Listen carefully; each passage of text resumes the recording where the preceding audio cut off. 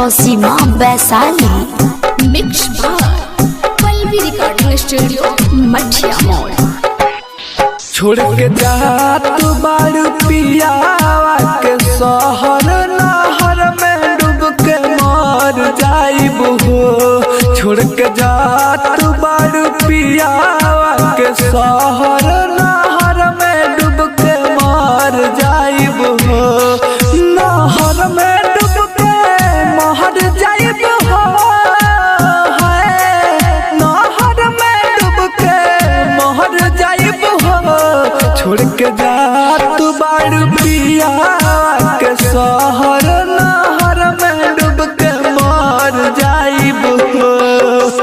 DJ Kanchan Raj.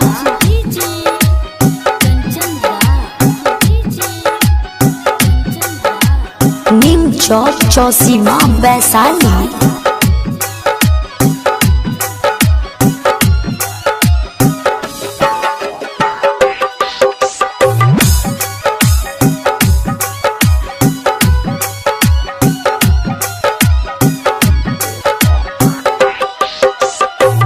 केकरा से बोलब के का रास पतियाई।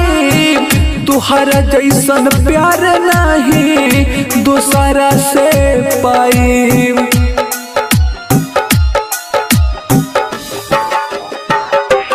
हाँ हाँ केकरा से बोलब के का रास पतियाई।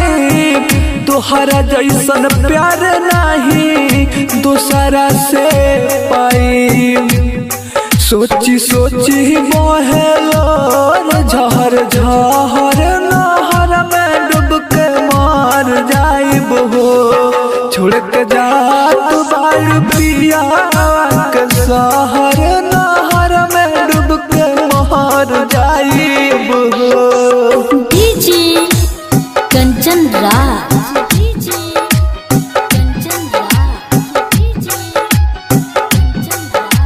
नीम चौक चौसीमा वैशाली।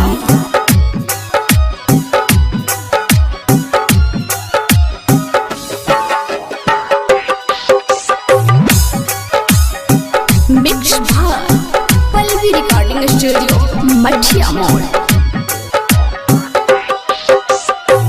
जितना प्यार करिहे तोहसे छोटू पर मोद हो।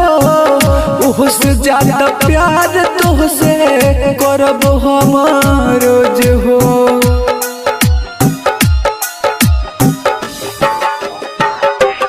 हाँ हाँ जितना प्यार करिहे तोहसे गुड पर मोद हो। उससे ज्यादा प्यार तोहसे करब हम रोज हो। हमर जित के दिल में उठाता लहर नहर में डूब के मर जाइब हो। छोड़ के जात बारू पियावा के शहर नहर में डूब के मर जाइब हो। नहर में डूब के मर जाइब हो। नहर में डूब के मर जाइब हो। छोड़ के जात बारू पिया